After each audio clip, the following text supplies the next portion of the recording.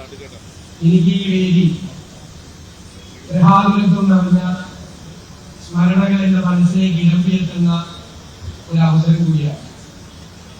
ഇവിടെ ചെയർമാൻ സൂചിപ്പിച്ചതുപോലെ വളരെ ചെറിയ പ്രായത്തിൽ നിങ്ങളെ പോലെ വന്ന് അപ്പച്ചമയം നിരീക്ഷിക്കാൻ വന്നിട്ടുള്ള ഒരാളാണ് ഞാൻ. നെട്ടൂരിൽ നിന്നും തൃപ്പൂണിത്തുറ വരെ അപ്പച്ചമയം കാണാൻ നടന്നു വന്നിട്ടുണ്ട്, ബസ്സിൽ വന്നിട്ടുണ്ട്, കുറച്ചുകൂടി വലുതായപ്പോൾ സൈക്കിൾ ചവിട്ടി വന്നിട്ടുണ്ട്. എല്ലാ അപ്പച്ചമയ ആഘോഷങ്ങളും അതിന്റെ സാംസ്കാരിക ഘോഷയാത്രയും തുടങ്ങി അവസാനിക്കുന്നത് വരെ കാത്തു നിൽക്കാനുള്ള ഒരു ആഗ്രഹം എല്ലാ പ്രാവശ്യവും ഉണ്ടായിട്ടുണ്ട്. ഇന്ന് ഈ വേദിയിൽ വന്ന് നിങ്ങളോട് സംസാരിക്കുമ്പോൾ ആ രസകരമായ മനോഹരമായ ഓർമ്മകളെല്ലാം മനസ്സിലേക്ക് ഓടിയെത്തുകയാണ്.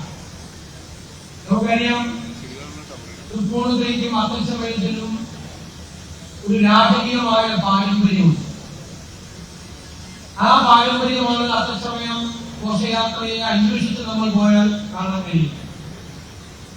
കൊച്ചി രാജാവ് ആളയാഭരണങ്ങളും രാജകീയ വസ്ത്രങ്ങളും ധരിച്ച് ജനങ്ങളെ കാണാനായിരുന്ന സമയത്തോടു കൂടി നൽകുന്ന ഒന്നായിരുന്നു ആ ഘോഷയാത്ര. അതിന് പല ചരിത്രപരമായ വ്യാഖ്യാനങ്ങളുണ്ട്. ഒന്ന്, തൃക്കാക്കര ക്ഷേത്രത്തിലെ അവിടുത്തെ ഉത്സവ നടത്തിപ്പുമായി ബന്ധപ്പെട്ട് കൊച്ചിയും തിരുവിതാംകൂറും തമ്മിൽ തർക്കം വന്നപ്പോൾ അന്ന് തർക്കം തീർക്കുന്നത് യുദ്ധം ചെയ്താണ്. കൊടുങ്ങല്ലൂരിലെ ചേരമാൻ മരത്തിൽ വെച്ച് നടന്ന യുദ്ധത്തിൽ തിരുവിതാംകൂറിനെ പരാജയപ്പെടുത്തി കൊച്ചി വിജയിച്ചപ്പോൾ ആ തൃക്കാക്കര ക്ഷേത്രത്തിലെ ഉത്സവം നടത്താനുള്ള അവകാശം അത് കൊച്ചി രാജ്യത്തിന് കിട്ടിയതിന്റെ സന്തോഷമായി തുടങ്ങിയതാണ് അപ്പച്ചമയം എന്നൊരു വർഷമുണ്ട്. മറ്റൊന്ന്, കൊച്ചി രാജാവ് കാൽമഴയായി അത്തനാളിൽ തൃക്കാക്കര സന്ദർശിക്കാൻ പോകുമായിരുന്നു. പിന്നീട് ചില തർക്കങ്ങൾ രണ്ട് സംസ്ഥാനങ്ങൾ തമ്മിൽ വന്നതോടുകൂടി അത് നടക്കാതെ പോയപ്പോൾ അതിന് പകരമായി സമയ ആഘോഷങ്ങളോടുകൂടി വന്ന് തൃക്കാക്കരയപ്പനെ തൃപ്പൂണിത്തുറയിൽ വെച്ച് രാജാവ് വന്ദിക്കുന്നതാണ് അത്താഘോഷങ്ങൾ എന്നുള്ള ചരിത്ര വ്യാഖ്യാനവും വന്നു. എന്തായാലും വർഷങ്ങളായി ഇടയ്ക്കൊന്ന് മുടങ്ങിയെങ്കിലും പിന്നീട് 60-61 വീണ്ടും ഇത് ആരംഭിച്ചു.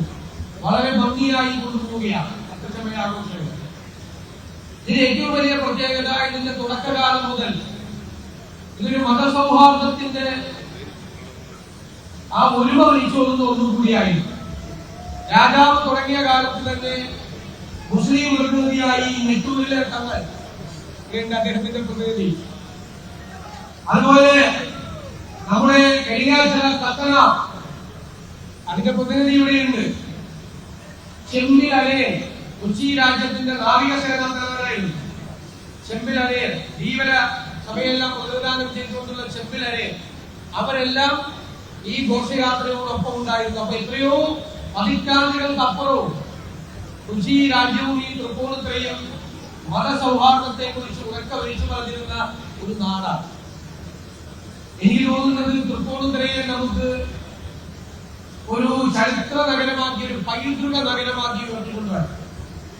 തൃപ്പൂണിത്തുറയ്ക്ക് ആ പൈതൃകമുണ്ട്, രാജകീയ പൈതൃകമുണ്ട്, കലയുടെ പൈതൃകമുണ്ട്, അനുഷ്ഠാന കലകളുടെ പൈതൃകമുണ്ട്. ഇവിടെ ഒരു പൈതൃക നഗരമാക്കി മാറ്റണം.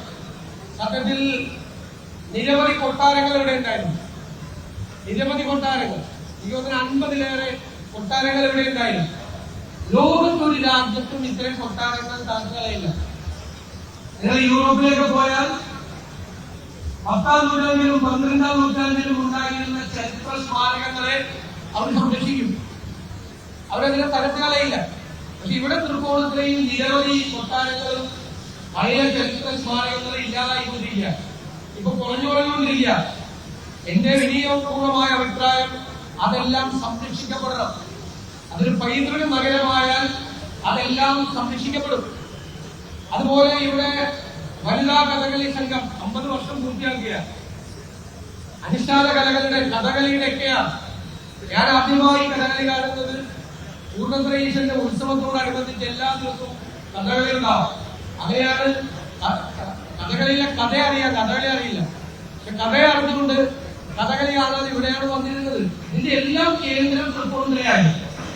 തൃപ്പൂണിത്തുറയെ ആ പഴകിയ രാജകീയ പ്രൗഢിയിലേക്ക്, ആ പാരമ്പര്യത്തിലേക്ക് അതിനെ നിലനിർത്തുന്നത്. ഇതാണിപ്പോ ലോകം മുഴുവൻ മറ്റുള്ളവരുടെ മുമ്പിൽ ഷോക്കേസ് ചെയ്യുന്നത്.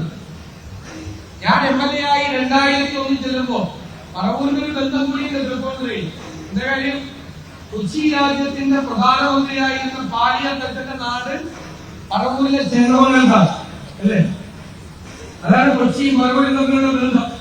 പിന്നെ കൊച്ചി തിരുവിതാംകൂറിന്റെ അതിർത്തിയാണ്. പറവൂരി എന്നാൽ നിങ്ങൾക്ക് കൊതിക്കല്ലാണ്. പൊതിക്കല്ല് എന്താ? കൊതിക്കല്ല് മറ്റേ കൊതിയല്ല, നമ്മുടെ കൊതിയല്ല.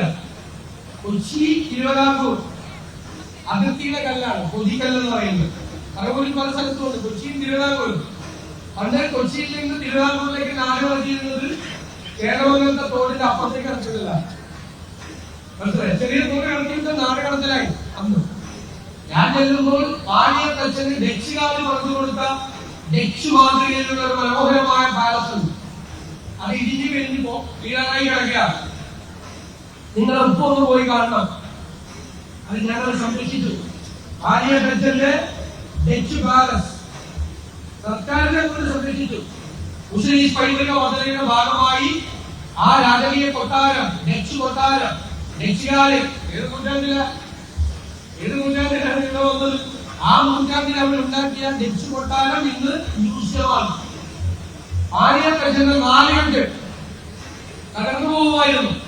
പക്ഷെ പാലിയത്തച്ഛന്റെ നാലുകെട്ടും ഊട്ടുപുരയും എല്ലാം ഇപ്പോൾ പൈതൃക സ്മാരകങ്ങളാണ്. ഈ കാലഘട്ടത്തിൽ ഒരു പൈതൃക സ്മാരകങ്ങളെയും തകർക്കാതെ ഈ പൈതൃക പാരമ്പര്യത്തെ കാത്തുസൂക്ഷിക്കണം. ഞാൻ ബഹുമാനപ്പെട്ട MPയോടും MLAയോടും മുനിസിപ്പൽ സമിതിയോടും എല്ലാവരും ആവശ്യപ്പെടുകയാണ്. നിങ്ങൾ കൂട്ടായി നിന്ന് നിങ്ങൾ അതിനെ ഏറ്റവും നല്ല ഒരു എക്സ്പോർട്ട് വിദേശത്ത് നിന്ന് കൊണ്ടുവന്ന് നിങ്ങൾ അത് പഠിച്ച് തയ്യാറാക്കി നിങ്ങൾ എല്ലാവരും ചേർന്ന് രാഷ്ട്രീയം കലർത്തും. ആവശ്യമില്ലാത്ത രാഷ്ട്രീയം മത്സരിക്കരുത്. എല്ലാവരും കൂടി ചേർന്ന് മന്ത്രിയുണ്ട് ജനുജയ്ക്ക് പോലും ഒരു നല്ല പ്രപ്പോസൽ തയ്യാറാക്കിയാൽ തൃപ്പൂണിത്തുറയെ പൈതൃക നഗരമാക്കി ഇതിന്റെ മുഴുവൻ പാരമ്പര്യത്തെയും കാത്തുസൂക്ഷിക്കാൻ സർക്കാർ തയ്യാറാണ്. എനിക്ക് അവസരത്തിൽ പറയാൻ ഞാൻ ആഗ്രഹിക്കുന്നു. അതിനുള്ള തയ്യാറെടുപ്പുകൾ നിങ്ങൾ തുടങ്ങട്ടെ. ഈ അടച്ചവരാഘോഷങ്ങൾ നമ്മുടെ പാരമ്പര്യത്തിന്റെ ഭാഗമായി നമ്മൾ ഹൃദയത്തിലേക്കണം എന്ന് വിനയപൂർവ്വം അഭ്യർത്ഥിച്ചുകൊണ്ട് അത്തച്ചമയ ഘോഷയാത്ര അത് നമ്മളോട് അനുബന്ധിച്ചുള്ള ഈ ഉദ്ഘാടന സമ്മേളനം ഉദ്ഘാടനത്തിനായി അറിയിച്ചുകൊണ്ട് വാക്കുകൾ നിർത്തും. കൂടുതൽ വാർത്തകൾക്ക് News 18 Keralam YouTube channel subscribe ചെയ്യുക.